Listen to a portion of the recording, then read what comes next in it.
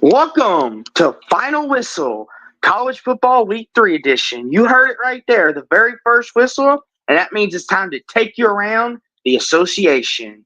But before we do that, let us introduce ourselves to you if you're not familiar with us. I'm Austin Williams for Sports Talk with Austin, and this is my co-host, my ride or die, my brother from another mother, the Alabama Crimson Tide lover himself, the co-host of the Jacksonian, and part of the voice of college football each day of the week, Jackson Johnson, as we will be going around the association and talking about all the big games throughout the day. Jackson, how are you? And happy college football week 3. Oh, happy college football week 3 to you too, good buddy. Oh man, it's been a pretty great day for college football, and let's just say it's been full of comebacks as well. And it's pretty huge what we'll be discussing, and I'm looking forward to seeing what's going to happen with next week. But today, I love what I saw, especially from the backyard brawl. And, I saw a little bit of LSU, South Carolina. I thought it was pretty cool seeing Alabama make magic, no doubt about it. And there is one game that got on my nerves because of it being on a certain time slot. But I think they heard me squawking last night with Mark Rogers.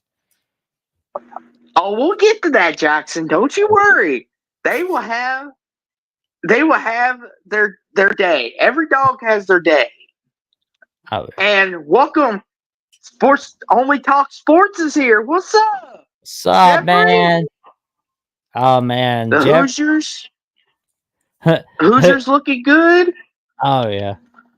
I wonder what's gonna be the tagline with Hoosiers making magic. Like, cause I mean, some people have said, "Who's your daddy?" I've heard people say that. It's like, I wonder if that can go out. Like, "Who's your daddy?" Or should we wait till they reach bowl eligibility to do that?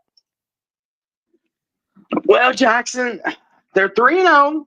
As you say, you can't cheat the process. Nope. We'll have to see what they could do in a couple weeks, but it should be interesting. Just don't be like, "Who's your daddy?" when you beat UCLA or Charlotte, because I mean, like, UCLA is a pitiful team, which we'll definitely get to that in a minute. And Rough Raiders Returns is here. What's up, Ryder? How you doing, good buddy? What's up? And he says, maybe it's our passion for the game, but the weeks seem to fly by faster during football season than any other time of the year. Agreed. During the June, July, and August months, it's like a drag. Now, if you like NBA basketball, it helps pass the time a little bit, but if you're like a true dedicated football person, you can't wait to August for week 0. There we go. And we've waited long enough for Thursday night, but Thursday night was kind of like a little appetizer, so to speak. What do you think about? Ooh, this one. That was a tight one. Honestly, Penn State. Honestly, Jackson, I was watching this game and I was thinking, this is kind of a fun little under the radar game. And I'm like, I don't know why more people don't pay attention to these type games, because they're always fun, especially when you got a team like Arizona State who kind of struggles.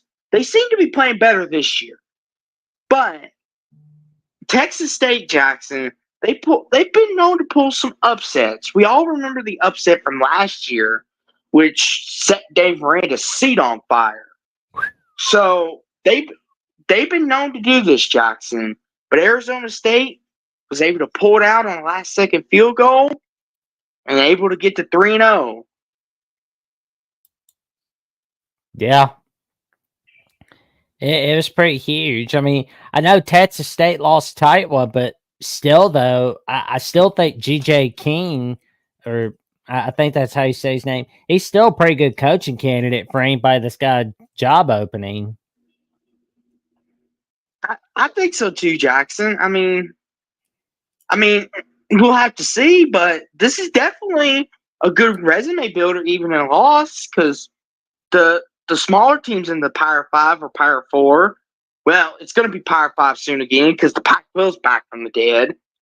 But he could get a job at somewhere like, maybe if it comes open, maybe like Tulsa or a smaller school. Oh yeah, it'll be interesting to see what goes on. But I know Arizona State is definitely excited about starting the season off 3-0. And let's just say happy days are here again in Tempe, Arizona. I know they're looking forward to their first conference game of the Big 12 next Saturday. That's going to be huge. And Only Talk Sports says, I hope Indiana keeps rolling. We hope so too, because we want to see Indiana be unbeaten. It would be kind of like Vanderbilt being unbeaten in 2008 and having College Game Day come to town. That would be huge, right Could you imagine? Could you imagine, Jackson, if College Game Day was to go to Indiana, the atmosphere for football? Yeah, that'd be huge. And then try to make that kick for $100,000 like that. That would be huge right there. And then win 100,000 if you're there. Like Jackson, Coach Saban wouldn't know what to do with himself. He's like, shoot, I thought Indiana was a basketball school. Well, you know, like that little half court challenge they do on College Game Day basketball edition. Well, they've been doing like the field goal challenge on College Game Day. And I'll be honest, here's what I want. I'd be like, hey, if I win, not only would I win the money, but would it be okay if I came on your shows on Monday or this day or that? We'll iron out all the details. It doesn't have to be on air. Like, it'd be something like that.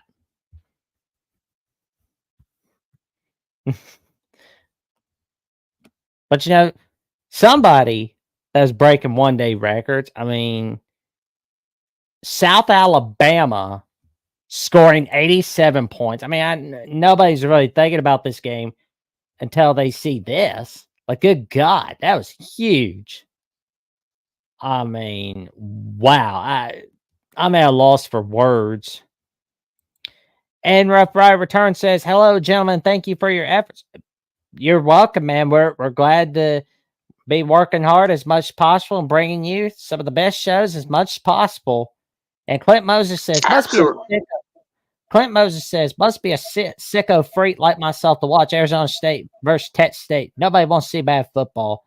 Well, I mean, I know I flipped between the Bills Dolphins on Amazon Prime. I was watching the Bills Dolphins on my TV, and I was watching Arizona State, Texas State on my phone. And I'm sure you did the same thing, Austin. Mm-hmm. Yeah, Jackson, I was watching both. I was more focused on this game, though, because the Bills Dolphins got out of hand, and I was like, I'll have it on in the background. But I was like, I was like, okay, let's turn on Arizona State, Texas State. Yeah, because I mean, it was holy Toledo. That was huge. And Only Talk Sports says that Arizona State, Texas State game was solid. And yeah, agreed. And Clint Moses said, for sure, I did watch it instead of NFL. Only Talk Sports says, if Indiana and Nebraska are both undefeated, that'd be an insane game. Agreed. Big noon kickoff would go nuts. Mark Ingram would be excited. I mean, everybody's going to be cheering for it. Absolutely, Jackson. It would be like Bizarro World. Are we actually in football or is this basketball? I mean, they wouldn't know what to do with themselves, Jackson. No, they wouldn't. But I gotta say though, Jackson, where is the mercy rule at? Poor Northwestern State. What'd they do to deserve this? Did they steal the coach's wife or something? What'd they do to deserve this? Well, they must have put their fingers in something they shouldn't have, because They got beat badly. I mean, they asked for a mercy rule where they were like, simmer it down to 10 minutes, please. Please don't beat us so bad. Jackson, I know we make fun of a lot of teams for having a bad defense. Jackson, their defense must have been atrocious to give up 87 points. 87. And this isn't basketball either. Like, No. what in the world? Like, were you over there texting your girlfriends? Planning for your date night? No, you can't do that kind of horse dung. But Good grief. oh man. And we got a non-conference game. Well, a conference game masquerading as a non-conference game in Manhattan, Kansas. No, not Manhattan, New York, but Manhattan, Kansas, between Kansas State, Arizona. Kansas State laid a smackdown in the Battle of the Wildcats game against Arizona. And we got Traveling Fools giving out a yo, yo, yo, yo, yo, yo, yo. And we give out a yo, yo, yo, yo, yo in return as well. Thank you for tuning in to tonight's edition of the Final Whistle. What's your take on What's Arizona? up, Traveling Fools? What's up, Traveling Fools? The U's looking good. Looking good. You. It's all about the U. About the U. About the U. Who knows, Jackson? Maybe Miami and Louisville will be undefeated when they play one another. But that's beside the point. I'm getting ahead of myself. But yeah, on this game, I made a bad pick, first of all. I don't know why I picked Arizona. That was a bad pick. Should have listened to you on this one, Jackson. I thought Noah Fafita, Trent McMillan, I thought they had the offense going. The connection was strong. I thought this would be a game maybe Kansas State would slip up in. But no, Jackson, they look legit. Their defense was hounding, forcing Noah Fafita into some really, really bad throws. I mean, Kansas State, Jackson, I know a lot of people are talking about Oklahoma State, Utah for possible to win the Big 12. Kansas State, they may have just stuck their flag in the ground on Friday night as, hey, we're just as good, if not better, than you two. And I'm not saying that this is the end for Arizona. By no means. They're still live. But they looked really, really bad. True. And here's the thing, though. Not one of their final games. And here's the thing. It doesn't count in conference play. That's the best part for Arizona. And they're still live. Yep, they're still in playoff contention.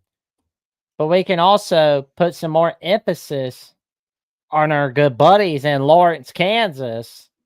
Because unfortunately, they lost 23-20 in the rematch from the 2023 Guarantee Rate Bowl. But, you know, everybody's like, oh, Kansas is back to being down and all that. Yeah, well, here's the thing. Utah started the season 1-2 in 2021. Now, I know you got some relatives that are like Utah fans. I mean, they can totally relate to, like, they heard it all. They're not going to win the Pac-12. They're going to suck. They're not going to do anything. They're just going to sit there and take it. Well, guess what? They didn't do that. They didn't do what everybody thinks they should do.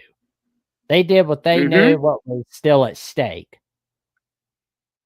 Well, that's the thing too, Jackson. I will say, though, Jalen Daniels, he does not look like himself. No. Like, that's the problem with Kansas. And if Jalen Daniels, I don't know if it's from his lingering injuries and he's just he hasn't really recovered, or it's just bothering him. But Jackson, he was making some really bad throws. He still scrambles, but he's not as quick to think as he used to be. He's more hesitant.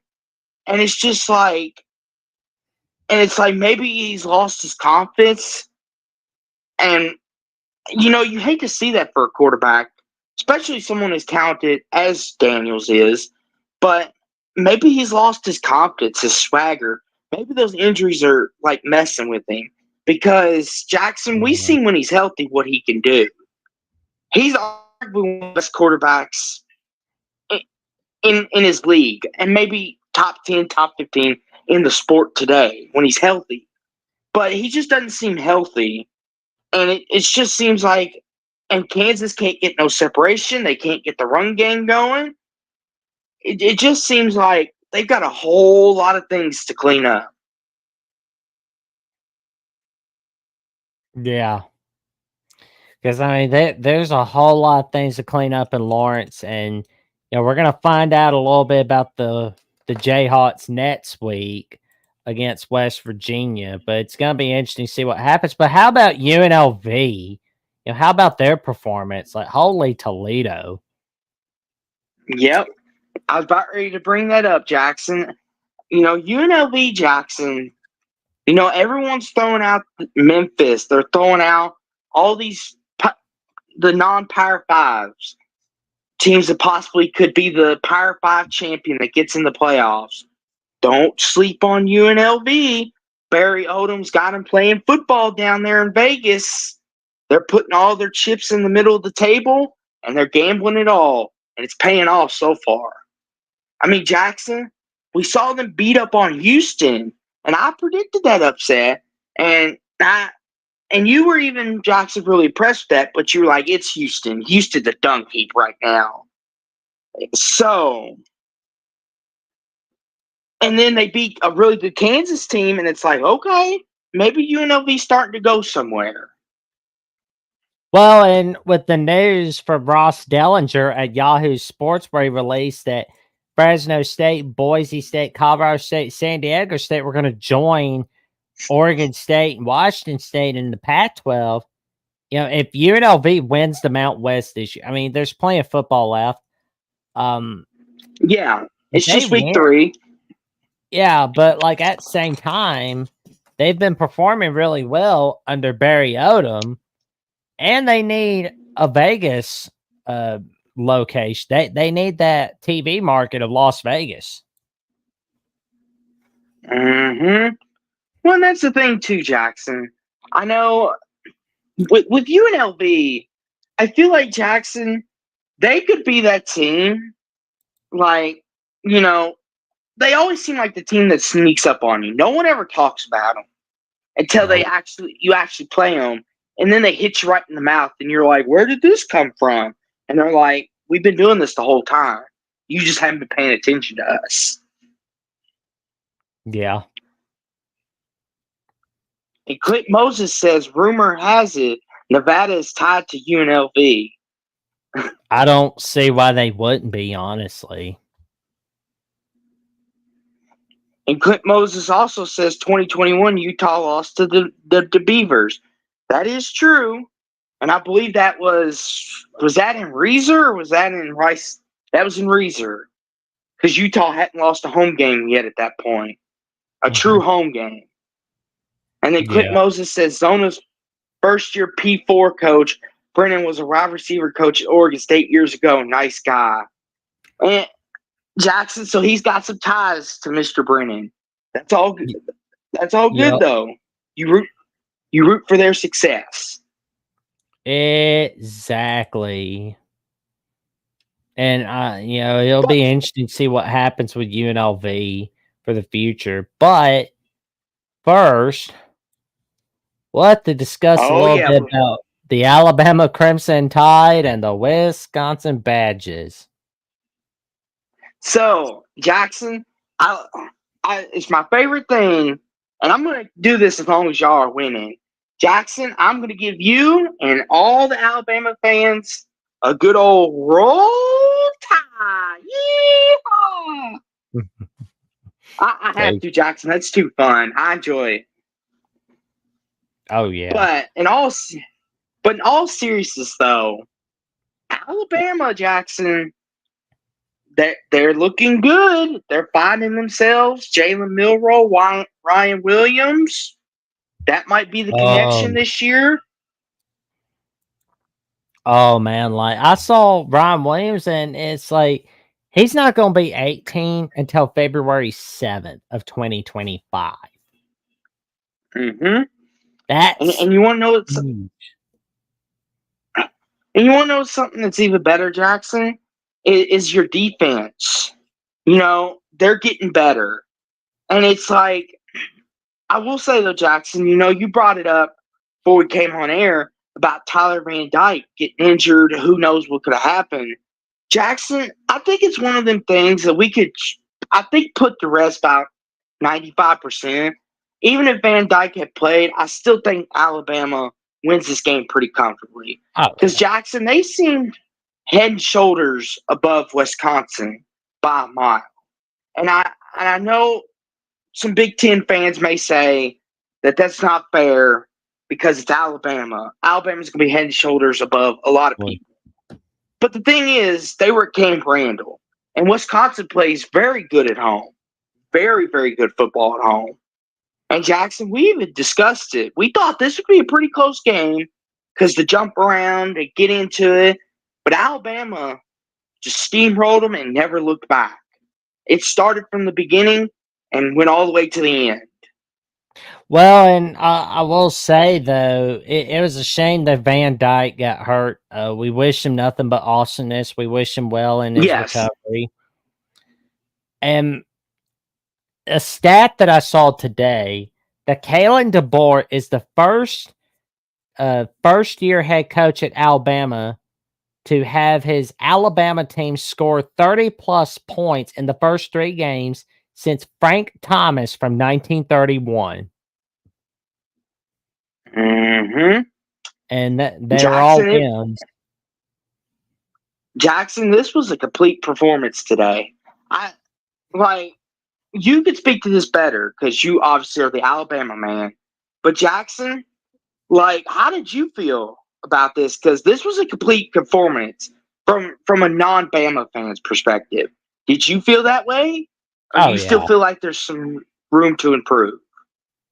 A little bit of both. I thought it was a complete performance that I loved, but I think there's plenty of things we need to work on, like our secondary and our offensive line. We need to make sure we nip it in the bud, especially once we play Georgia in week 5.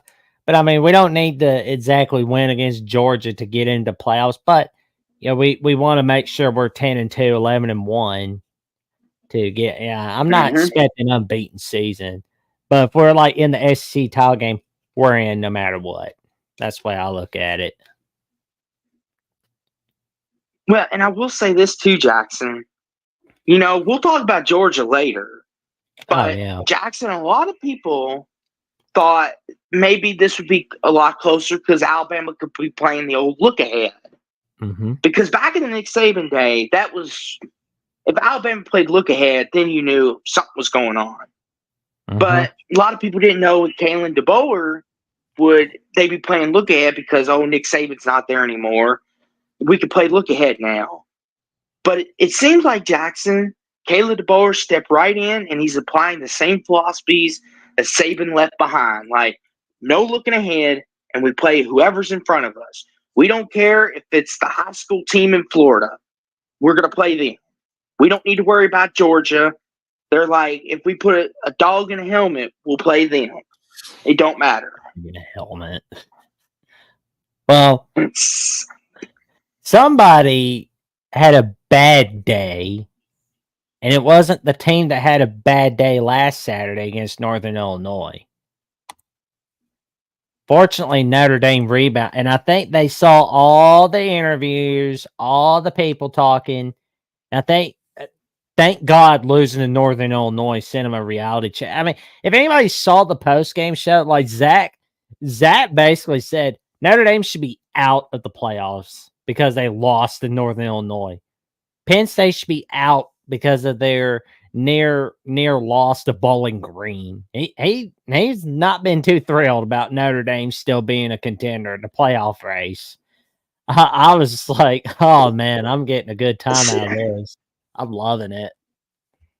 See, here's the thing, Jackson. This is what ticks me off about Notre Dame. They do this. And watch next week, Jackson. Watch them play Miami, Ohio in like a 20-17 ball game just to be Notre Dame. Like this is the thing, Jackson. And I'm sure you'll try to talk me off this ledge, but Jackson, they always do this. They've always done it.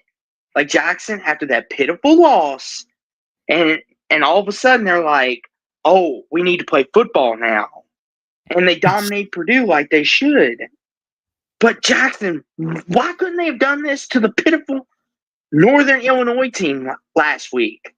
It would have been much simpler, and we would not be having these conversations. Why do I get a weird feeling they're gonna somehow screw up against Miami, Ohio next Saturday? I don't know why. I feel like they're gonna somehow do that. Like, that's the thing, Jackson. And people are gonna look at this and say, "Oh, Notre Dame's back. That was a fluke. Riley Leonard, the offense." And I'm just thinking, I'm like, don't fall for it. Don't you fall for it. Please don't fall for it. I'm begging you, don't fall for the Notre Dame trap. They do this every year. Oh man. I'm sorry, Jackson. Oh no. I'm sorry, Jackson. I'm not impressed because the second I start to get back on the Notre Dame bandwagon, they're going to screw us over again.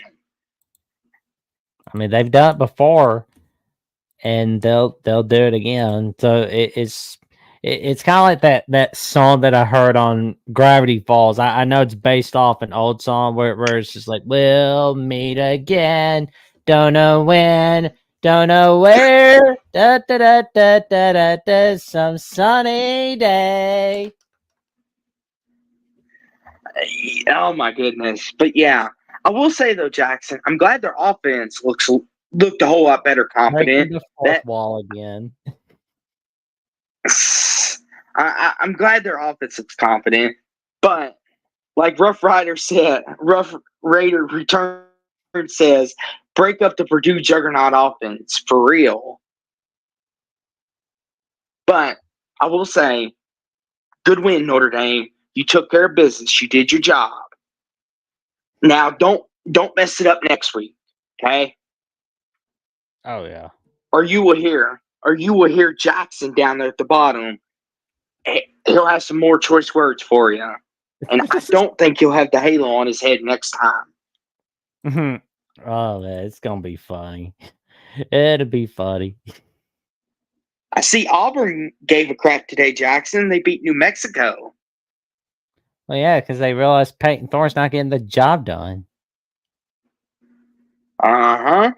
And plus, Bronco Mendenhall has a young team, so he doesn't have all his guys in yet. So good win for Auburn. Yep, good for them. And as we see, San Diego Cal is still in progress. Cal getting the job done. I guess Cal has hype, especially with their next game against Florida State. Oh God. I can't wait till we get to Florida State. I can't wait to talk about them, Jackson. Oh, man. And as we see, Jackson, Fresno's getting the belt out. Yep, no True TV curse around here tonight. Sorry, boys, no True TV curse. Wyoming's not BYU. Yep, Jackson looks like BYU took care of business, didn't have a hangover. Oh yes, this is the game right here. Oh, I can't wait to talk about this. Like, please don't tell me you're gonna waste Sean McDonough's voice on this game. You're taking him from the 1992 NLCS, the 93 World Series Game 7, 1999 Alabama, Florida, 2009 Virginia Tech, Nebraska, 2015 Michigan State, to this horse dung in Lexington, Kentucky. Oh my God. But they must have seen me calling on the voice of college football last night. They must have seen this show Wednesday, the Pitts Analysis show from Wednesday night, because they were like, okay, we're gonna shut this guy up now. I think they did for a little bit. They did for a little bit. But if I see Kentucky on Saturday night again, and they're like 3-5, for example, I'm coming back. Jackson, I think they'd heard enough of you and your mouth. They were like, okay, this Jackson Johnson guy, he needs to hush up about us. Then don't waste Sean McDonough's puberty voice, Kentucky. That's all I ask. I will say though, Jackson, to go back to Jeffrey's opening comments saying that Georgia was a very, very lucky to win. Jackson, they played poor, and that was an understatement. Like, Jackson, I don't know how much of this you watched. I watched quite a bit. I flipped between a couple different games. But, Jackson, I flipped this on, and all of a sudden I see it's 6-3 at halftime. And I'm thinking, what in the heck is going on? And then I watched the second half, and I'm thinking, okay, is Georgia just messing with them just to give them hope? Or is Kentucky, did Mark Stoops wake them up after their butt kicking they took last week? Like Jackson, Carson Beck, like he looked really off kilter. You know, they couldn't get the run game going. Georgia looked really out of sync. And it makes me wonder, Jackson, were they playing a little look ahead to you guys in 2 weeks and not taking the threat of Kentucky serious? Nobody's thinking about Kentucky in college football. They're always thinking about Georgia or Alabama. Kentucky definitely showed that tonight. Mm-hmm. And the thing about it, too, is, Jackson, Kentucky kicked all field goals and almost won this game. Oh, yeah. I just wonder, like, if Kentucky had upset Georgia, I wonder if we would have good. I'd be like, okay, you didn't waste his voice. Okay, that's a win. But I will say this, though, Jackson, Georgia's defense, like Jackson, that they aren't looking, especially this game, aren't looking as dominant as we expect Georgia. You know, we heard all week, Jackson, like, and we even made the prediction on our Wednesday show thinking 42-10. We were thinking they might spot Kentucky 10 points just because their defense will give up in the end. But Jackson, Kentucky, like, was giving them, like, some jabs, like some lefts, some rights. They just couldn't land the knockout blow. And Georgia tried to give this game away multiple times. Oh, yeah. They did. They most certainly did. And here's the thing, too, Jackson. I just feel like if Georgia plays like this against Alabama, oh, boy, Alabama may run them over. Like, because here's the thing, Jackson. Georgia can do the mess around with Kentucky, Mississippi State, Vandy, and still win. But if they do this with Texas, Alabama, Ole Miss, within the SEC, even Oklahoma, LSU, those teams, they do that, they're going to get beat. Oh, like, and like, I know people may think, oh, you're crazy. How dare you? If you watch this game tonight, that was not the Georgia that runs over people. I'm sorry. They look very vulnerable. Oh, yeah. Well, we know about Texas San Antonio going up against Texas Longhorns. I mean, Texas, they were going to win. No doubt about it. But Quinn Ewers got hurt for a little bit tonight, and Arch Manning took over. We got to see a little bit of action from Arch. And luckily, Arch Manning proved himself because, honestly, Texas quarterback situation is going to be all right. It's going to be more than okay. When Quinn Ewers is officially going to the draft, it's Arch Manning's turn, baby. Jackson, Ole Miss took care of business. CW Curse didn't get them. Not today. Nope. So both teams took care. Jackson, that game broke my heart this afternoon. I want to see Thomas Castellanos make some big plays. He made some big plays though, but he did he he's only one man. Like Jackson, like you talk about another team that looked trying to give the game away. Missouri, they Ooh. tried to give it to them, and they were even down 14-3 at one point. But Boston College offense stalled, and then Missouri's defense kept them in the game, and it gave Brady Cook and company, and they were able to find themselves. And Jackson, they even had a chance because Castellanos threw that touchdown with about 3:36 to go, something like that. And it's 27-21. They couldn't get a freaking stop. And I'm like, you got to be kidding me. I want to ask this, though, Jackson. Do you think Missouri's overrated?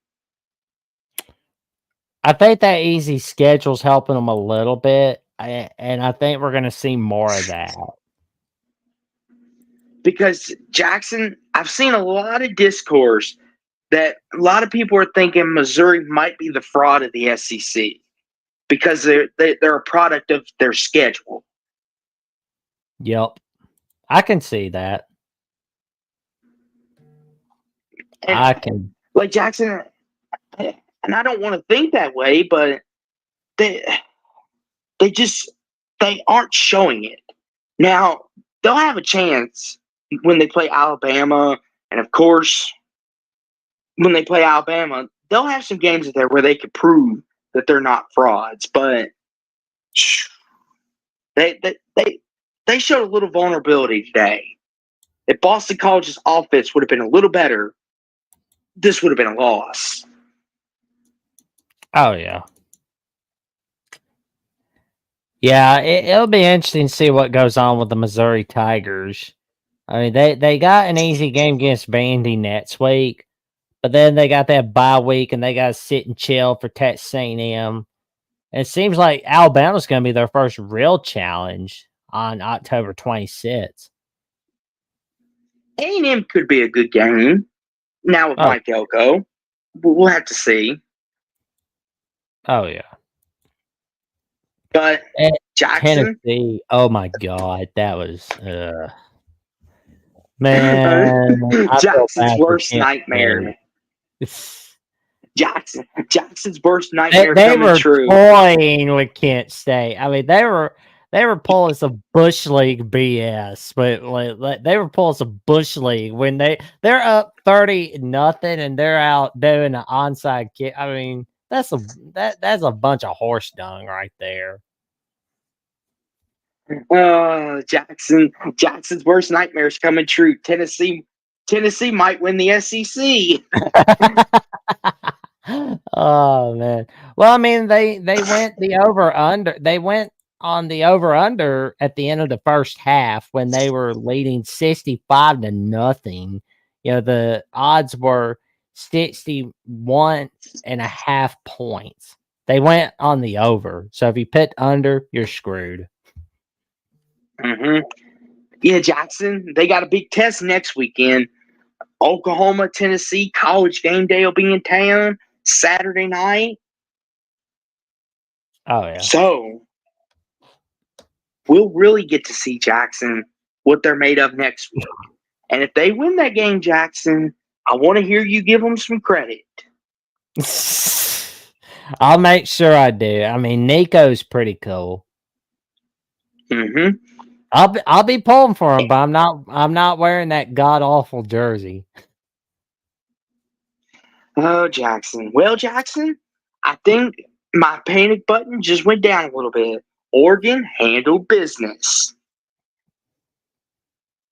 Yeah, I was just kind of like, there's nothing to worry about with Oregon. They're getting the kinks worked out for 2024. I mean, there's really nothing to worry about. Yeah, and I kind of thought they were basically saving up all their strengths for Ohio State. Mm-hmm. And to all of our fellow Beavers fans out there, Clint, who's in the chat, sorry you had to watch this. Yeah. I mean, it was competitive for the first half, Jackson. But then Oregon's like, okay, that's enough of that. And Jackson, I was getting a little worried too because I was thinking, oh no, here we go again. And then they stepped on the gas, and I'm like, okay, this is what you should be doing, Oregon. Good. So Jackson, I'm kind of like, okay, breathe. Okay. Oregon just had to work out the kinks. No need to hit the panic button. Yeah. Yeah, because it's like, if it's November and they're doing this, then it's time to panic. If it's October, late September, time to panic. But I will say this though, Jackson. Kez Johnson, he looked really good. Dylan Gabriel Jackson, he was really accurate today. Oregon, probably played their best game up to this point. Yup. They did, no doubt The, about it. the only thing, Jackson, that concerns me is their run defense is still a little. Yeah. That's what concerns me. Well, they'll have their bye week to sit and wait for UCLA 2 weeks from now. I swear a lot of good teams are Oh just sitting and gosh. chilling for week 4. But that's okay. Oh, Let me see the U my- smacking Ball State, which, I mean, you're Mhm. supposed to do that. So, I mean, hooray. You beat Ball State. Good for you. Utah State had a moment where they were ahead of Utah, but it was close, but no cigar. As the Mhm. Yep. Go ahead, Jackson. Yeah, I'm just kind of like Utah. I think they're going to be fine for now, but I don't think they're going to get the Oklahoma State game next Saturday. And see, that's the problem, Jackson. If Cam Rising was healthy, this would not be the score. Jackson, it's just like Cam Rising cannot seem to stay healthy these last 3 years. And No. their success hinges on him. That's the Feels thing. like- If Cam Rising's healthy, go ahead. Yeah, I mean, it just kind of feels like I'm watching Charlie Brown at the pitcher's mound from time to time. Yeah, and it's just like it all hinges on him. If Cam Rising is healthy and playing good football, I would have confidence picking Utah to win the Big 12 and maybe even winning a playoff game. That's how good I think they are with him. But they look pitiful without him sometimes, Jackson. Their defense was able to withstand it and was able to get some takeaways and get some points, and Utah State kind of shot themselves in the foot. But it's a good win. Oklahoma State didn't have a look ahead either. They looked pretty good on the road. Yeah. Yeah, I mean, you're supposed to beat Tulsa, but I mean, it's going to be fun seeing Utah, Oklahoma State next Saturday. So, and, on the bright side, it'll be on Fox. Although I wish that would have been the big noon kickoff game instead of Ohio State Marshall. But I mean, hey. Oh, Lord. That's the big noon kickoff game? Oh, Lord. Well, I mean, they got USC Michigan on CBS. And Clint Moses said, with all the remakes, isn't it time for a new Rudy movie? I'll see why not. Oklahoma, Tulane. I mean, that was Tulane putting a scare for a moment. I was about to say, Jackson, this was like 27-19. It was getting a little scary if Tulane could have made a stop, gotten the ball back, but Jackson Arnold with the big rushing touchdown to seal it up at the end. Jackson, Tulane, they're a tough out for anybody. Don't care who you are. Nope. They ain't worried. And I will say this, though, Jackson. Next weekend, Tennessee, Oklahoma, which we'll give out our predictions on Wednesday night like we always do. But right now, Jackson, I'm kind of flipping a coin for that game. That's how indecisive I think it. Like, it's hard to get a read on Oklahoma. One week they look really good, and then one week they're almost losing to Houston. Yeah. Well, Rough Rider Returns says, I'm a Sooners fan, but they had better improve a lot before next week. We could not agree more. Agreed. All right, we got us a Boomer Sooner in here. Well, that's good. Beat those balls, Sooners. Beat those balls in your first SEC conference game. Now, Jackson, this next game, Jackson, I want you to eat a little crow because you were doing a little barking. Like, why did he pick at South Carolina, LSU? LSU always chokes. Jackson, I think it's time you say you're sorry. I mean, South Carolina blew it. They blew their shot at victory, man. Because Jackson, you were like, why is this the college game day? Everyone was saying this is not going to be good. LSU's going to spank them. South Carolina says they want an apology. Well, South Carolina should have won. That's what I say. They should have won that game or took that game to overtime. Jackson, this was an extremely fun game. Like, yeah, Jackson, this is probably one of the. Here's the thing, Jackson. I know you're saying they blew it, and that's what you want to say. But here's the thing, though, Jackson. They might be a little better than we think. Yeah, that's true. I mean, they're pretty good. I'm liking what they brought today, but it's just, I mean, their special teams were pretty cool. Because, I mean, Shane Beamer learned a lot from his daddy, Frank Beamer. A little bit of that Beamer ball. That's the thing, too, Jackson. I get why you're saying they blew it because they were a big, and then their quarterback gets hurt, and then the backup comes in. But you got it, Jackson. I got to say this, though. We got to give credit to LSU. And, Jackson, I know deep down in your heart and soul that hurts you. Nah, it don't to hear hurt me say that. It Jackson, the way you talk about LSU to me sometimes, I think deep down it does.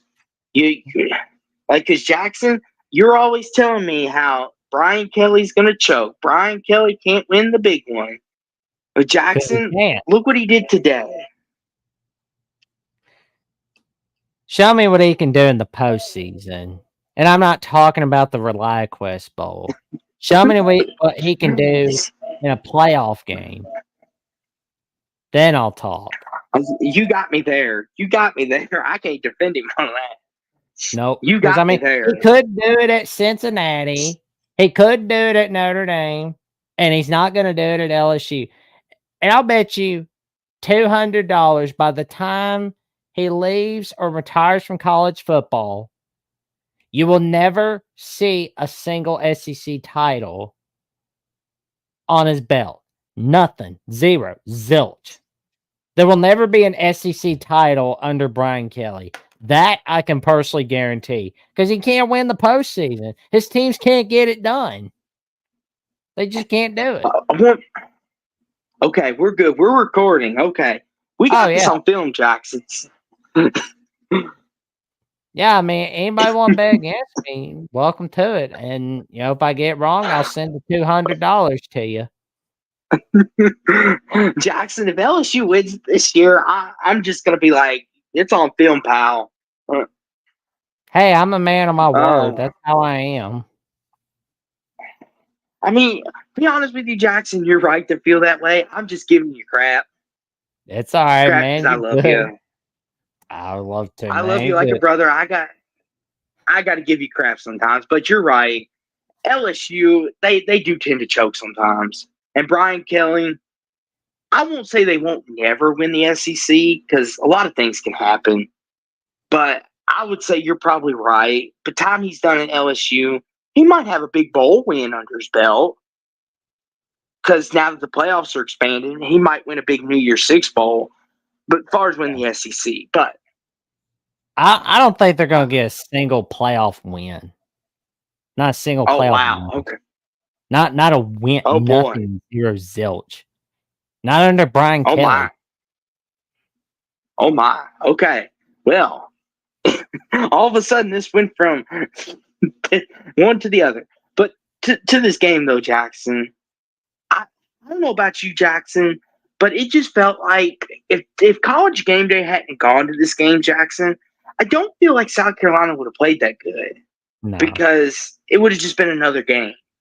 But since I College actually Game wanted Day to went see the there, Gamecocks win it because that's why I'm so like fluttered. I'm not too happy with them. It's like you had it right. You had them right where you wanted them. and that's the thing too, Jackson. They were up 17-3, and they let that go even after their quarterback got injured. Like they were so close to Jackson. They never can get it done against LSU. I hate that. They never do, unfortunately. Oof. And another team, Jackson, that has another problem to deal with, Michigan. Oh Jackson, man. Jackson, I know in years past we've seen national champion teams take a step down, but Michigan, I think they've taken a big step down. Like Jackson, like they don't have a quarterback. Their defense is what's holding them up, and their run game is suspect all of a sudden. Oh man, they were sick and tired of Warren. They're like RG, RG, RG. And that's the thing too, Jackson. I mean, like, what is Michigan going to do? Because it seems like Jackson, they don't have a quarterback answer. Well, they could go for a 5-yard RG 17 to Oh 10. Lord. Like I couldn't help but do that, but I would love to hear Gus Johnson say that, but I don't know if he will. But anyway, in all seriousness, the Michigan Wolverines, you're right. They look pretty down this season. It's not looking good, although not quite as bad as like 2011 Auburn, but still though, it's looking pretty bad real quick. Well, and the thing too is Jackson, and the thing I want to say is Michigan's defense is what's holding them upright. Because Jackson, if I'm being complete, frank, and honest about this, is Jackson. If they keep playing like this, Jackson, at the beginning of the year, I would have said Michigan would have been 10-2. I would have been like 10-2. They still got talent. But Jackson, the way they're playing, I could see them going anywhere from 8-4 to possibly 7-5 now, by the way they're playing. Like all the games that I thought, oh, Michigan should handle, I'm not so sure anymore. Yeah, because like we Like don't know what. Jackson, they're even struggling with their cupcakes. Yeah, you're struggling against Butch Jones, Arkansas State. That's bad. Like, and we're not trying to rag on Michigan or sound like haters, but like as me and Jackson always say, we just got to tell it like it is. Michigan they're not the great football team that they were last year. They're a good football team. They're good. But I mean, Jackson, if they I don't care if I hurt feelings. I'm just gonna tell the truth. You cannot play like piss against Butch Jones teams. You just can't. I mean, you can't. You need a reality check. And Jackson, they got USC next week coming to their backyard, and everyone was down on USC. Looks like USC all of a sudden is thriving in the Big Ten. I mean, if you're stinking like pee against Arkansas State, I don't know how you're gonna handle Miller Moss. But on the bright side, it's at the Big House, so that's a win there. Jackson, I can only imagine what that Texas game would have been if it was in Texas. Oh God! Like, well, we won't have to know till 2027. But yeah, I will say on the bright side though, Jackson, Khalil Mullings looked good. Oh yeah. Oh boy, I can't wait to talk about this one. Oh, The, Memphis, the Florida. Mike Norvell Bowl. Oh my God. Florida State's 0-3. And it's the second time in the Mike Norvell era. And to add insult to injury, they lost to his old team that he coached at. Jackson, I'm going to say something that's very controversial. Say it. Say it, man. I think it's time to Say the line, Bart.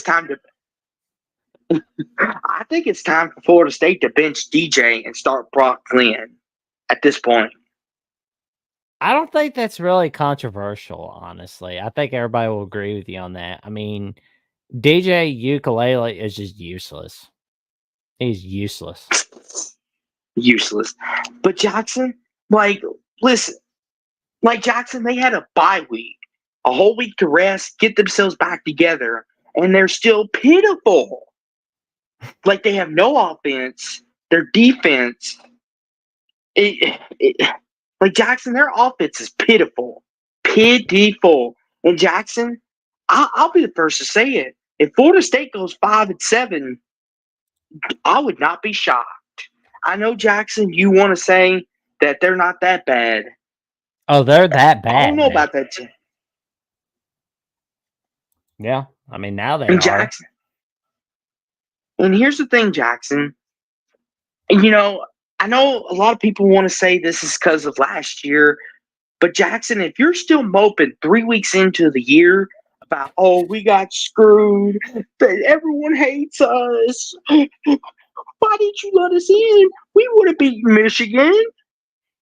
It's just like, Jackson, at this point, I think it's just an effort thing. I just think Mike Norvell is not doing a good enough job. He's not coaching his guys. He's not teaching effort. And he's not teaching hard. Is Jackson? I'll be completely honest with you. That Florida State team I saw today, that wasn't a Florida State team that I saw last year that won the ACC. This Florida State team's pitiful is what this is. That's a nice way of putting it right there. I mean, you're nice to me. I'm just like, what I've got to say about the Seminoles, I mean, if you got kids watching this show, take them out of the room. That's how bad it is. Go ahead, Jackson. Unleash. Go for it. Well, nah, not tonight. I'll do it at some point when it gets to Halloween week or something. Well, Jackson, I will then. I'll add more to it. Listen, I understand sometimes as players you get exhausted, plus having to play week 0, traveled across the world. I guess that gets to you. But, and this is no shot at Memphis, but you're Florida State. You're supposed to run them out of your building. They're inferior opponents. And you're showing no effort, showing no heart, showing no desire to be there. And above all that is you acting like you don't even care. And it's freaking pitiful and sad. And Jackson, this is who won the ACC last year. I'm embarrassed that they represent our conference. They're giving us a bad name. Well, they don't have a 5-star attitude. I mean, they got a lot of 5-star players, but they obviously do not have a 5-star attitude. All I can say is ACC champions my ass. And that's the thing too, Jackson. And that's the thing that irritates me the most is Jackson. We've always talked about how they're like, we're going to leave you. We're going to leave you. Well, you know what, Florida State? Go ahead. Leave for the SEC. Leave for the dang Big Ten. Go right ahead. I dare you. Walk out that door. Go for it. Go the heck for it. Because guess what, Florida State? You want to play Ohio State? You want to play Alabama? You want to play Georgia? Go for it. Be my guest. Just don't come crying back to us when you can't handle it.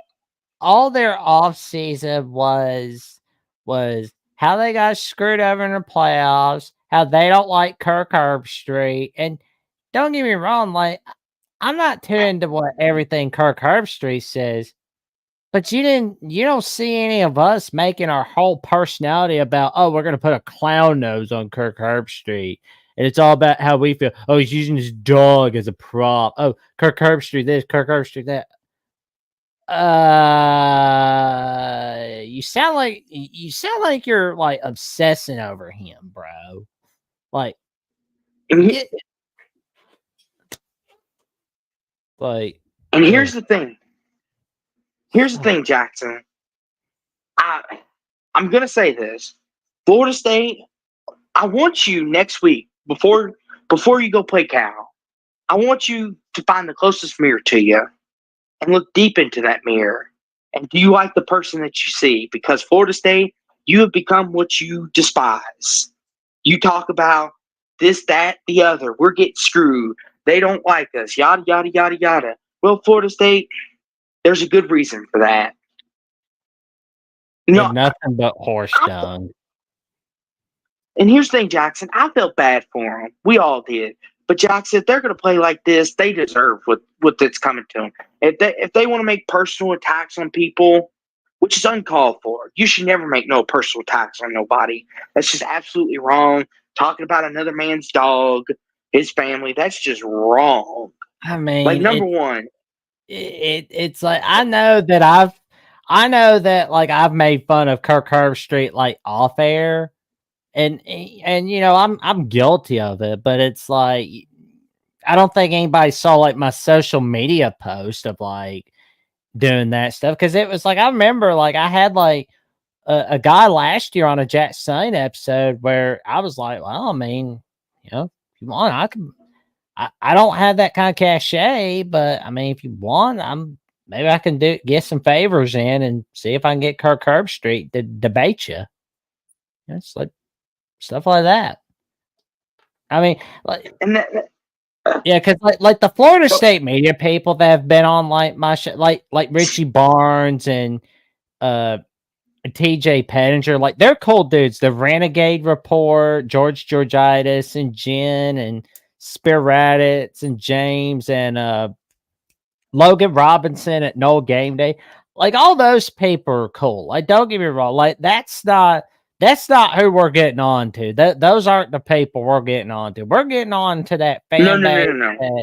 Like the fan base that has been like running their mouth constantly, especially like the guy that was like talking about how he was going to eat dog poop out of a red Solo cup if they lost to Boston College. Like, well, that's the thing too, Jackson. It's like these Florida State people have it in their own head that they should be given everything. Ugh. That playoff spot was all but given to them. That they won the Power 5, they won the ACC, that was theirs. And I get sometimes, you know, like we said, it was wrong. No Power 5 champion had been left out. But sometimes, Jackson, you don't always get what you want in life. Because as Wise Man once told me, Jackson, sometimes it's better for you not to get what you want. Yeah. Because in the end, it's just better for you. It builds character. Exactly. But see, Florida State. Go ahead, Jackson. And you know, there's been times where I didn't get something that I didn't want. Did I piss and moan? A little bit. But I didn't like piss and moan about it for like 9 months straight or 10 months straight. I didn't do it because if I did that, I wouldn't be moving on. I wouldn't be doing that. And I know you wouldn't do that. And I know all of you in the chat wouldn't be doing that. It's like, nope. I mean, it's like I've seen people that do that and it's bitten them in the rear. They've let it define them. And it's like, what's my life like this? I do this, I do that. This is what could have been. There's your problem. You live in what could have been. What are you going to say? And that is a great point, Jackson. And that's the thing that Florida State, they're letting last year define them. And Jackson, instead of them having a work ethic, it's saying, you know what? We got knocked down. Let's get back up and let's prove everyone wrong. Let's start over. Let's go play brand new football. Let's show the world that we're not affected. Instead, you're showing no effort on the field. You're showing no compassion, and Jackson and Mike Norvell can't seem to get his locker room under control. They paid for an overpriced quarterback because, as we know, Jackson, DJ Ukulele is not a very good quarterback, and that's putting it kindly. Because as we try to be nice, he's not a very good quarterback. He has his moments, but it's just like at this point, Jackson. This is just. I just think this is going to be a trend throughout the year. We're just going to keep getting ourselves worked up over this. Well, we won't be doing that anymore tonight. We're not going to worry about Florida State anymore. It's like we've wasted enough words on them. They win against Cal. But cool. They don't. Oh, well for them. But, a team that didn't necessarily ask for things to happen. We talked about Wisconsin dealing with Tyler Van Dyke getting hurt today. We saw Grayson McCall getting hurt today against Louisiana Tech. I mean, some of us that watched it, some of us didn't, we heard about it. I know I heard about it from Corey Smith. A shout out to Corey Smith from Pat Pride. He was talking about Grayson McCall being out for the rest of the game due to an injury he suffered. And this was bad. He got hurt today. That's the thing too, Jackson. And Grayson McCall gets hurt. Like we don't want any injuries on anybody. Let's make that clear. No. We're not celebrating no injuries. We love and respect and hope he gets healthy and better.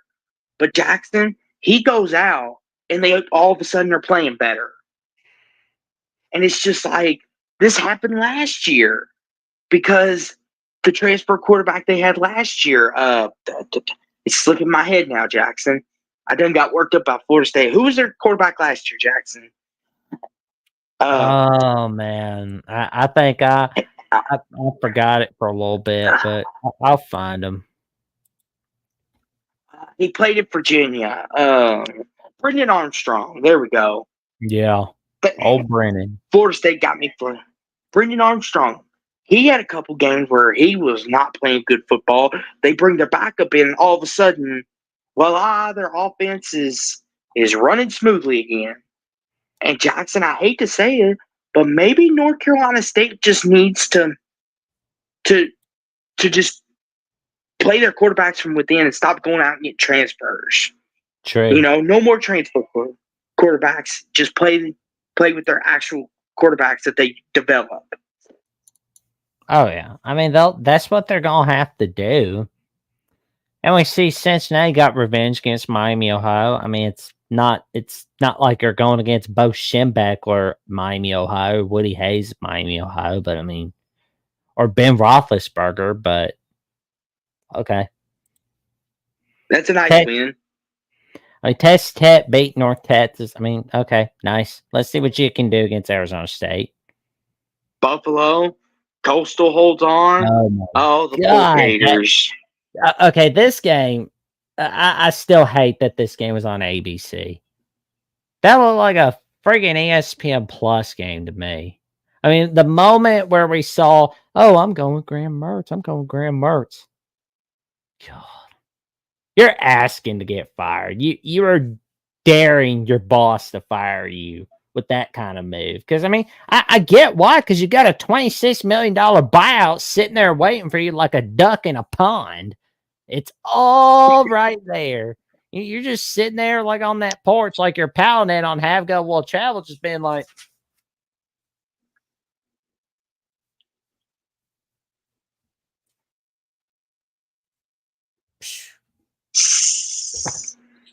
they don't work like that. Yeah. But, I mean, he's got a damn good agent in Jimmy Sexton. Yeah. I will say, my goodness, Florida State's worse off than I thought. Good grief. I take back my 8-4 prediction. They're going to go 6-6. And good grief. Like Jackson, and that's the thing too.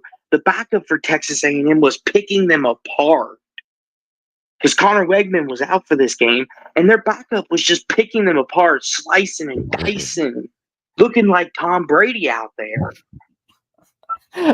Oh man, it's like smacked him around. It's like, yeah. Like, good grief. Like Expect to see a Jackson, poll question on the Voice of College Football X account pretty soon. And you may want to ask, well, it'll be asking, who do you think should be the Nets head coach at Florida? to be honest with you, Jackson, like next week, Florida better win or Billy Napier might be fired. Oh, Billy Napier's gone anyway. It's not really a matter of if, but it's when at this point. And plus, Florida can't do so well on the road because guess what's going to happen? They're playing a road game at Mississippi State. So they're The Cowbells. you're going. I mean, they are going to get beat by a team that got smacked by Toledo. They're going to get smacked by the Detroit Lions of the SEC. And I don't mean like the Detroit Lions of now. I'm talking about like the Detroit Lions when they've been getting all that bad luck from 1958 and prior to Dan Campbell. That's what I'm referring to with Mississippi State. Oh, sweet, sweet Florida.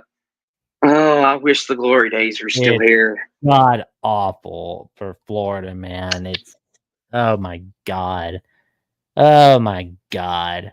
Okay, well, Minnesota shut out Nevada. I mean, that's a good one. Jackson, the Apple Cup lives. Yes.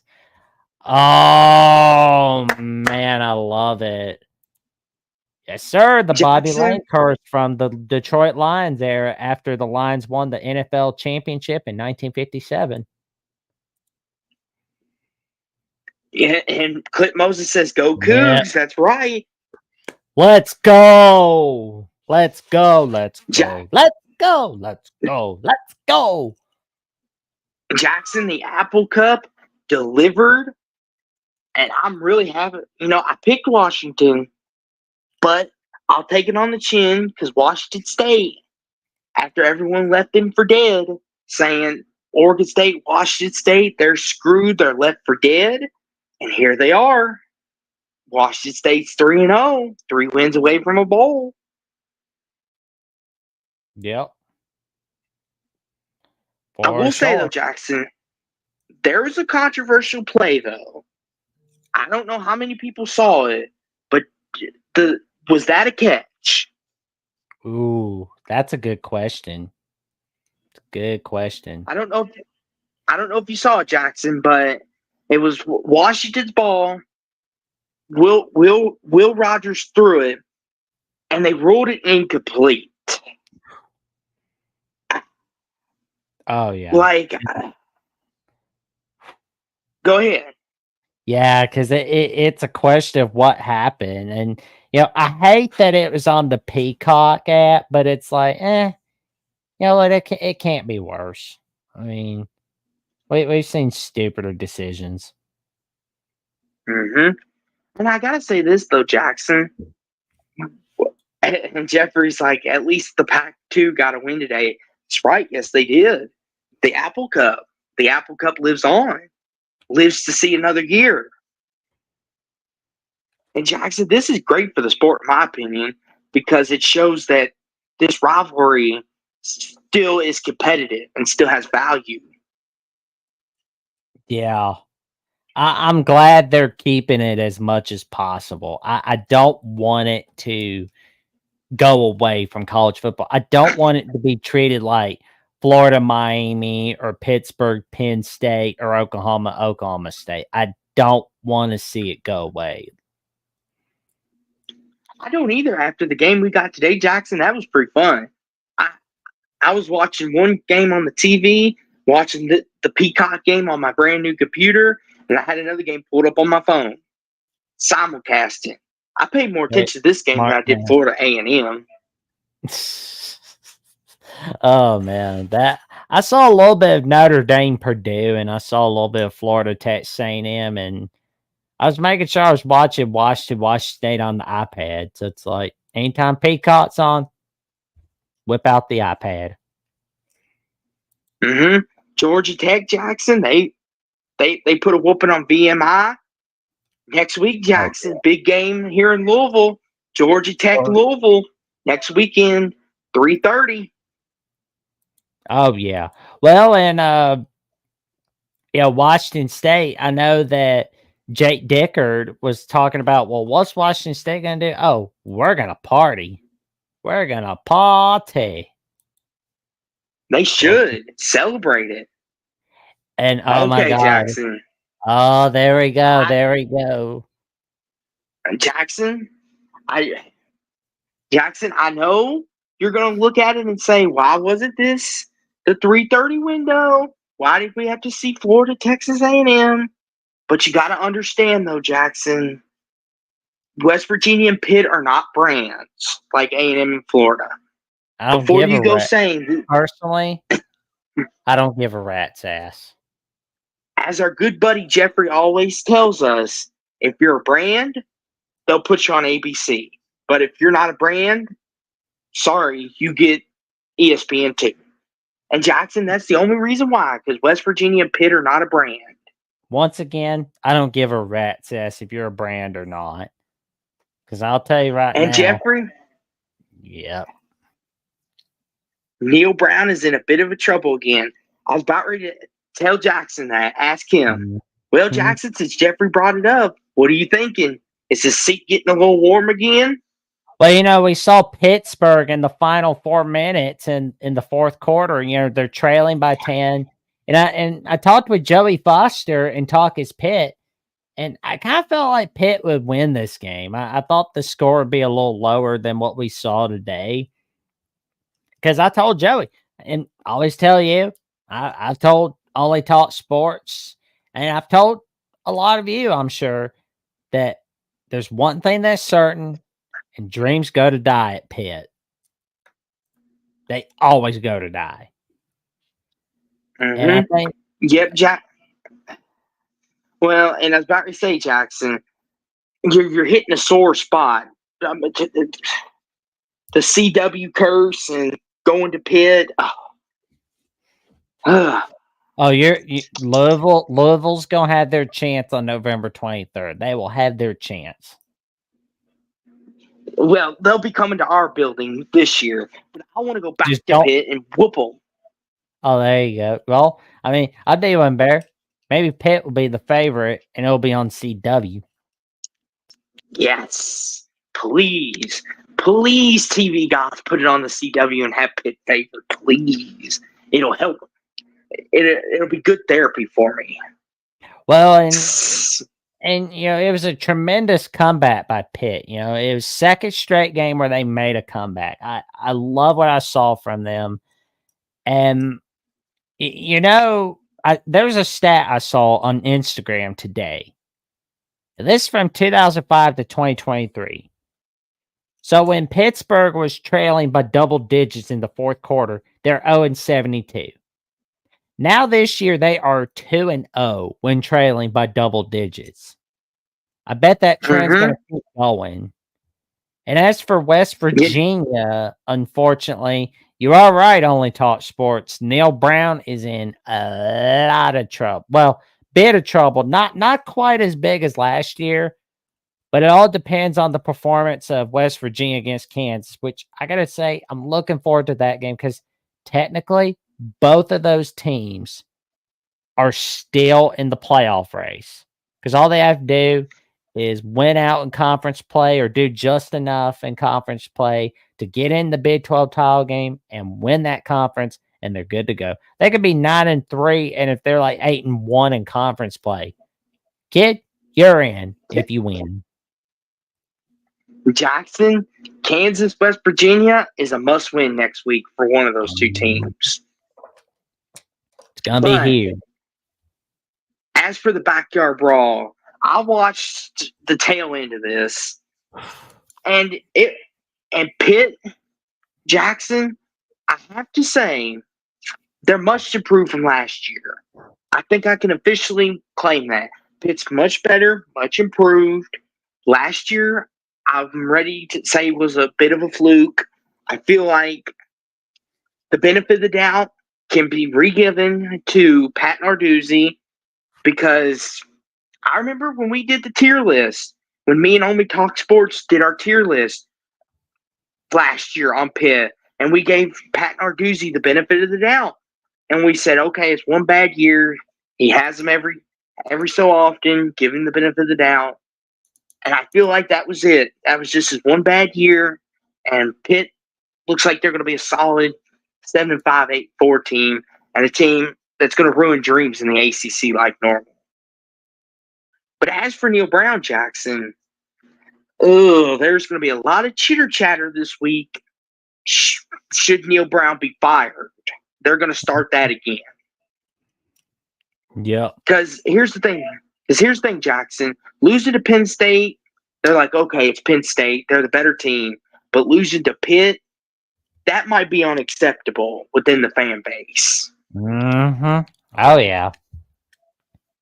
But what if West Virginia went 10-2 and then won the Big 12 title as well? Like, I mean, I'm not saying it would, but it's a what if scenario. Jackson, I would like to think that'd be enough to save him, but knowing how some fan bases can be, they might be like, no, you still didn't beat Pitt. We're not happy with you still. But on the bright side, we know this game's coming back next year, and we know it's going to be back 2029 through 2032. But is it coming back 2026 through 2028? It's a possibility, and it looks that way as well. But good win by Pitt. They begin conference play. We'll see what happens. Look, Jackson, Iowa has an offense. Moose, how you doing tonight, man?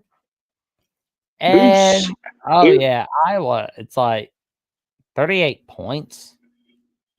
Jackson, Iowa has an offense.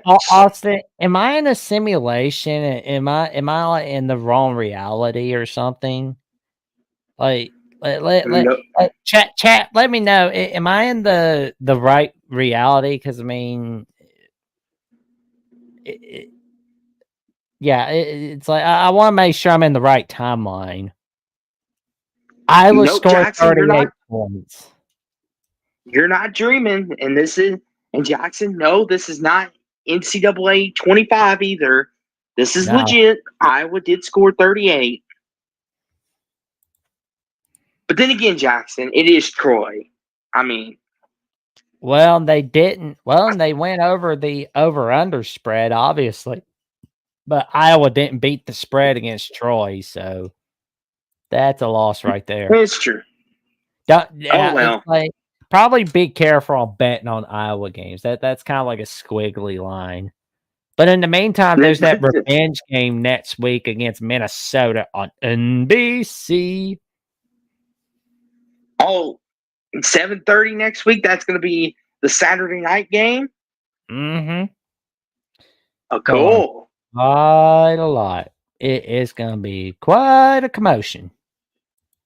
And unfortunately, ECU undefeated season got spoiled by App State. App State stuns the college football ball. Well, not in this case, they didn't. So, but they always stun somebody. And Indiana, they do. We're definitely getting to them in a minute.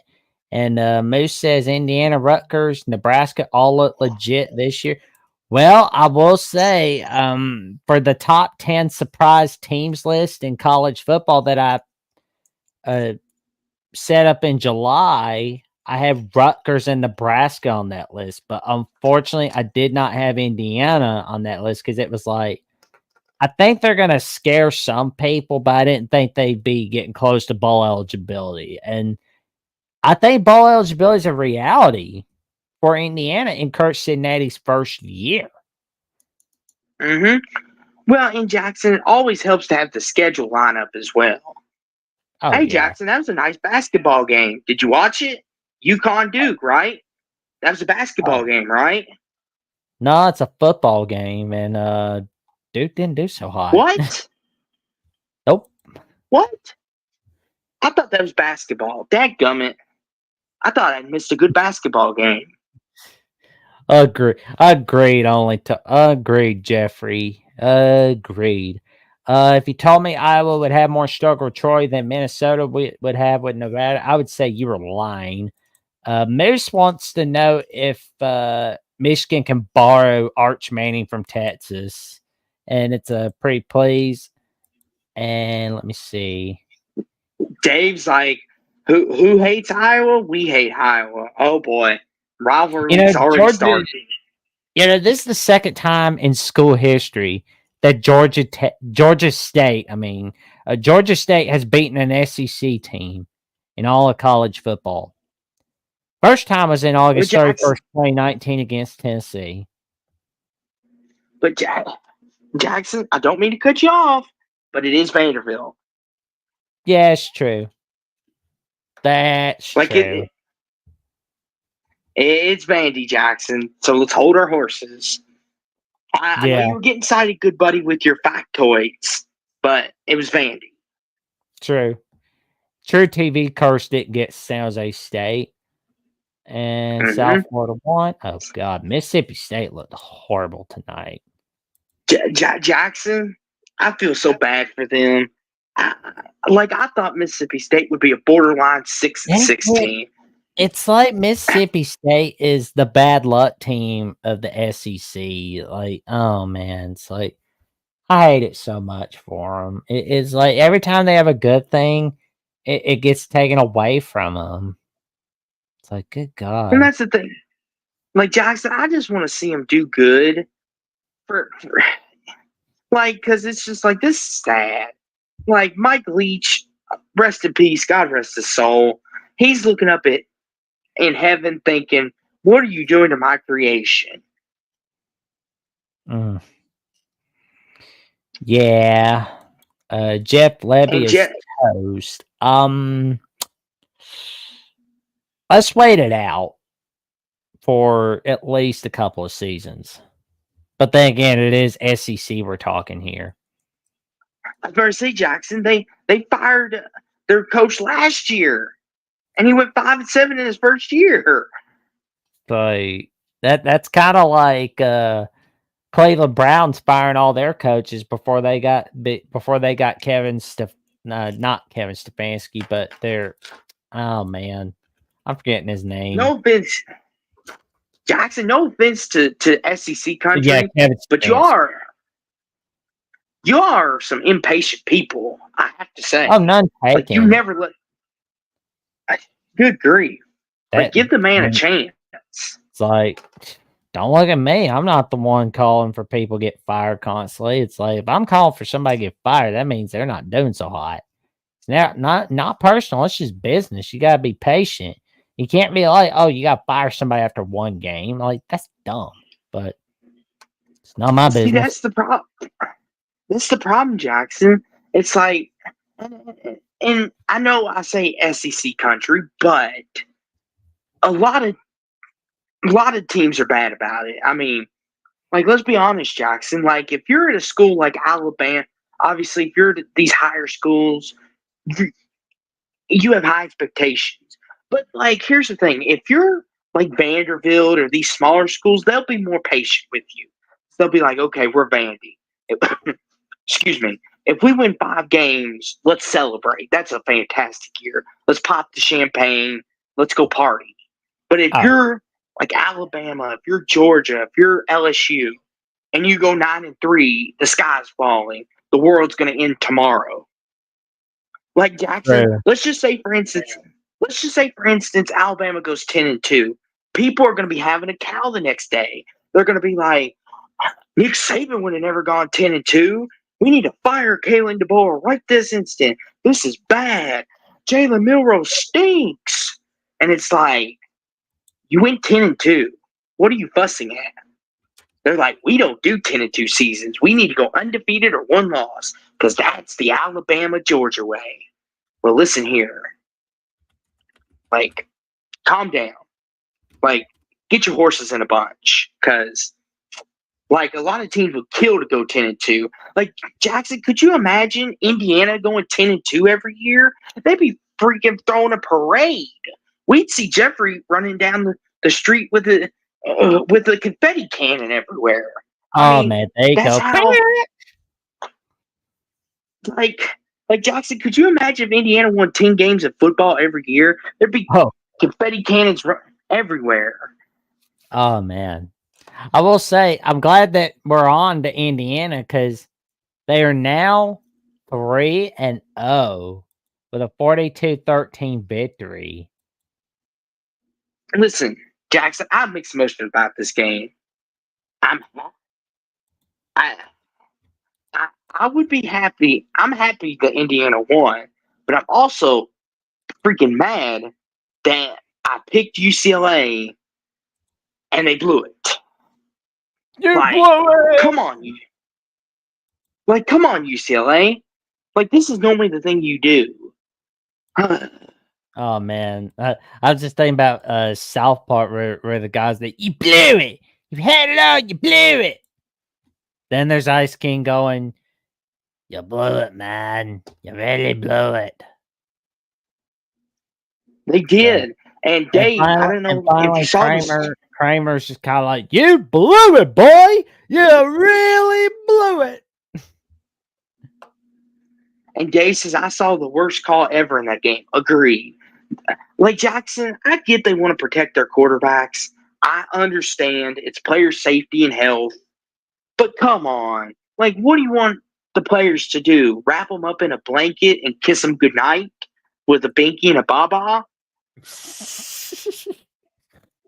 I'm like being dead serious.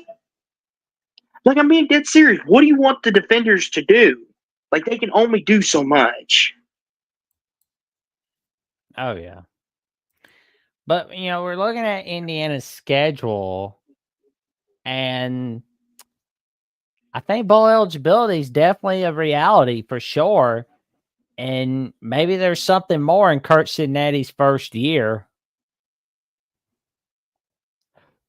And it's a possibility.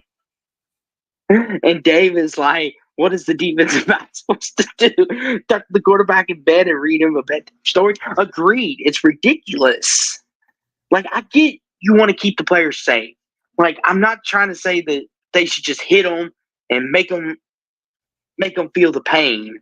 But it's just like you don't have to be that soft. Like, let them hit and be physical. Like, good grief. This is not powder puff. But yeah, congratulations to Indiana on a fantastic win. UCLA, Jackson, they're a little worse than I thought. Like, I thought UCLA could maybe win 5 games, maybe 6 if they steal one, but they're a little bit worse than I thought. And all of a sudden, Jackson, don't look now, but Indiana's an offensive juggernaut in the Big Ten. Like, oh yeah. Like, as our good buddy Hummus Hero tells us, they're a juggernaut all of a sudden. Oh yeah. A lot of backhalls that game. Feel like Chilton Indiana win a 10 game every year. Oh my god. It would be that bad? It would be that bad, Moose? I thought that'd be a good thing for the sport. Well, that's oh yes, Jackson. Can I start? Can I do this one? Absolutely, good buddy. Oh yes, this is my favorite game ever, right here. You see, Jeffrey, Colorado can play defense, so in your face, fool. And you too, Jackson. No, in all seriousness. Yeah. I have to, Jackson. I have to. You earned it, man. In all seriousness, though, listen here, Jeffrey. When you and Will do your show this week, I want to hear positive talk about Colorado. I don't want to hear none of this nonsense anymore. Because Colorado, if you look how their schedule, Like Jackson, I know it was only Colorado State, but holding them to 9 points, forcing 4 turnovers, Shador Sanders, the running game, like Colorado, looking good, looking good. I Let's see mean, what let's see don't what they can do in conference play, man. I want to see them get to a bowl. now see. Here's the thing, Jackson.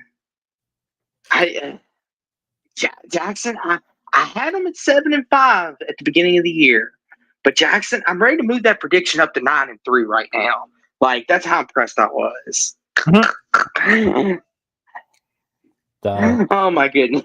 but how about Baylor Oh, smacking Air Force? I really think maybe David Randa getting off the hot seat's a possibility. I want to see what they can do against Colorado, and I want to see what they can do in the Baptist versus Mormons matchup. Let Jackson, let me see. Dave nobody Buckey's cares about. asking if Colorado rushed the field. No, I don't think so. I mean, I know they did last Jackson, year, no, but you can't be rushing the Jackson, no field one. after you beat Colorado State. That's a no. Jackson, no one cares about Baylor Air Force. They're here for Colorado. Move over, Yeah. Baylor. The real team's here now. Well, Baylor's your next opponent. That's the thing. That's the next opponent of Colorado. But in all seriousness, though, Jackson, now that I've got my dramatics out of the way, oh goodness! Well, oh man, that's If y'all funny, stick man. around long, y'all stick around long enough. This is me. This is Go. me being goofy. But in all Oh, seriousness, though, Colorado did look better. Their run game looked somewhat decent. Offensive line was protecting Shador. The defense played a whole lot better. And I feel like Jackson, there's a good chance Colorado can win some games in the Big 12. In all seriousness, it was just oh I yeah, feel like Jackson. yeah. He was Oh, go messing ahead. with you. Yeah, he was messing with you about Colorado. Like there was no worries there. But yeah, the thing is, Jackson, if Colorado plays like this every week, they're going to be a hard team to beat. I mean, have you seen the receiving core? Travis Hunter, Weaver, Horn, Webster. I mean, they may have the best Oh, receiving they'll core in chew. college football. Oh yeah, they'll chew you up like a chicken nugget. That's the thing. You mess with them the wrong And I way. know, like, I believe it. You know, you can make a serious case that they have one of the best receiving cores. And you can make an argument they have the best player in all of college football to date, Travis Hunter. Like Colorado, when they want to put it together, I feel like there could be a really good team. Like if they really want to put it together and try. Because you see what the defense can be, Jackson. But they don't play like this every week. Nope. No, they do not. But I will say though, Jackson, I will say, like you said, next week Baylor, Colorado, the first Big 12 game. Gonna be interesting. Oh, I caught the tail end of this one too. Oh, such heartbreak. That was a huge comeback by Central Florida, man. You know, because they were trailing 28-7 at one point, and then they made a 28-6 comeback. Like that was huge. And oh my god, like RJ Harvey and KJ Jefferson making some huge plays. Oh my god, that was huge. Jackson, I'm so mad at TCU right now. Well, let me see. What do we do about Sonny Dykes and TCU? Like, what's going to happen with them against SMU next? I mean, it's too early to say so, but is the shine from 2022 wearing off? A little bit. Like Jackson, I feel like 2022 kind of like was one of those special seasons that'll be remembered in history as like, oh, it was a great win. It was a great year. They almost won the national championship. But it'll probably be one of them things, Jackson, we won't ever see it again for a minute. No, no, we won't. But it'll be interesting to see what goes on with Central Florida and TCU for the rest of the season. Northwestern Mhm. did all right. I mean, you're supposed to. Maryland did pretty good against Virginia Maryland. tonight. And Thank you, Maryland, Houston for not screwing me over. I picked and Maryland. oh, there you go. And Houston did all right in their rivalry against Rice tonight. I mean, They didn't it lose to food. well, what really helped was they didn't put this game on NFL Network. That's always that's like their own CW curse right there. True. So, and we just got the final of Cal San Diego State, 31-10. Cal, I guess Cal's got hype. I want to say, maybe, don't know. Well, Are Jackson, their first ACC game against Florida State? I mean, I guess. Row.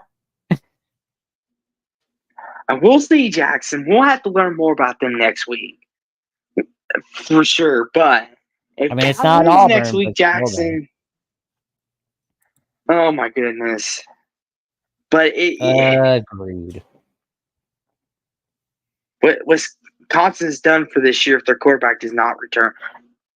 Yeah, I would probably say so too, because they look pitiful without Van Dyke.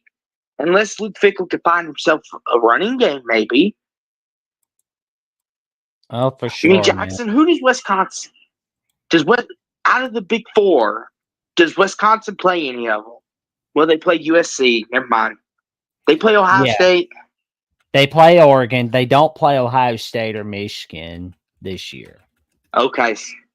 They got So Penn they State. Okay, yeah. Okay, Iowa, this might be a bad Nebraska. year. Yeah, this might be a bad year.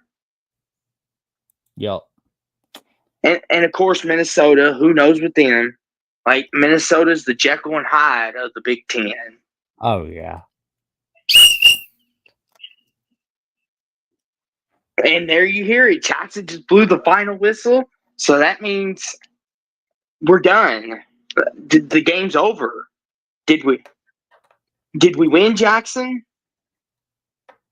I think we did all right. I mean, you won the bye week, so there's that. This is true. And Dave says Wisconsin will go 5-7. That's what Zach Remulus was saying to me today on the Alabama postgame show. It was like off air, on air. He was like, "Oh, Wisconsin 5-7," and it's like, I hope you're wrong, but I mean, I like them old Badgers. I like them old Gophers. I love a lot of teams, but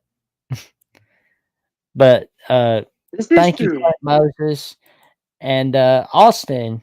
What's going on in your adventures on Sports Talk with Austin and on your Ets account? Well, Jackson, I'm doing my normal thing, getting ready, for the upcoming week against Georgia Tech. Cowboys play tomorrow. Got to look forward to that, of course. And then obviously, Jackson, Wednesday nights. If people want to see more of me and my outrageous self, they could see me here on Sports Talk with Austin 2002 on Wednesday nights and Saturdays, of course, throughout the year. And you could also find me on Twitter if you want to see me post about the Cowboys. I mean, if you're into that kind of thing. But, Jackson, I'm not the man that they need to be talking about because it's you, good buddy, because you got a whole lot of things going on. Like, you're here on YouTube. You're here on the Voice of College Football. You're on the Alabama Voice of College Football. Heck, Jackson, I don't know how you fit all of it in, to be honest with you. I remember Joey one time where he was like, I don't see how he's got all the time to fit all this in. It's like, well, I mean, that is because I set like some of my Jack Sonian episodes for release, of course. It's like, some of them for release and all that. So at like this time or that time on that day and so on and so forth. Oh, you're welcome, Rough Rider Returns. Thank you for tuning in to tonight's edition of the Final Whistle. We appreciate it. And thank you. And feel free, real quick, Jackson, and y'all out in chat land, feel free to join us Wednesday night we'll make our week 4 prediction, and then join us back here next Saturday after the latest game ends. After Big Ten Saturday night, ABC Saturday night, join us after that. We'll be talking all about the games that happened that day. But go ahead, Jackson. Yep. My manners. Go ahead. All right, it's all good. Well, you can check me out on Jackson Johnson 979 on YouTube, where I'm 131 subs away from the magic number 500. I would love to get there before my birthday on September 30th, no doubt about that. And because I've got some episodes releasing of the Jacksonian, including one with episode 49 with Cliff and Mac from the Big Ten Team Rivalry Show, and they are also the contributors to Michigan at the Voice of College Football. And let me tell you, that's going to be a fun episode. We'll be going over quite a lot about Michigan USC. We will be, I'll be filming the episode at Wednesday night, a couple hours before I get together with my good buddy Austin on the Pits Analysis Show. And you can check out some of my Jacksonian episodes on Jackson VOCFB on X, where I'm doing my best to get the 2,000 followers. I need all the help I can getting there. And you can find me on Instagram and Threads at Jackson Johnson 543-908, where you can find all my updates on these 3 sites about what my adventures are looking like on the Jacksonian and on Crimson Tide Live, which, speaking of the devil, I'm 110 subs away from the magic number 2,500 subs. And I would love to get there before my birthday. I would love to get that number before my birthday. That would be pretty cool. That would be a huge one right there. And Monday afternoon will be the 4th edition of Crimson Tide Live with Johnny Burtz, where we'll be going over our take on Alabama, Wisconsin, on what we need to do on the bye week, our take on the Tua Tagovailoa injury, and of course, what life will be like if we don't have Alabama, West Virginia 2026, 2027, and much, much more notes on the Alabama Crimson Tide, including how much we love Ryan Williams in the 2024 season. And if you subscribe today, Jackson will be at your front door tomorrow morning with a brand new puppy or a car, whatever you like. But Jackson will deliver it straight to you if you subscribe. So you get a brand new car or a puppy of your choice. I mean, I'm sure Jackson would happily go find one, even if it's stolen. I mean, mishmash. Well, I mean, if the puppy's being hurt, then yeah, by moral obligation, I'm taking it. But anyway, there will be no stolen cars or stolen puppies here. Nope. But Jackson will go buy brand new if you subscribe today. Limited time offer. Come on in, tell your friends, your family, your frenemies that are gossiping about their supposed friends, and the cashiers at Publix about what we're doing. Mm-hmm. And if you enjoy what we're doing, make sure you like, subscribe, and comment, and click on the notification bells for both of us, so you never miss when we go live. Because me and Jackson, we go live twice a week together. Like we said, Wednesday night at 9 p.m. Eastern Time, 8 p.m. Central throughout the season. That never changes. We'll always be 9 p.m., 8 Central. So don't forget to join us on Wednesdays. Saturday is after the biggest games. And Dave says, go to Ohio and save the puppies. Yes. Pronto. Yep, we're going to save you. And for that, we wish you all a good night, a happy Saturday, and we'll be seeing you again real soon. Good night, everybody. See you Wednesday. Go Cards. Beat Georgia Tech.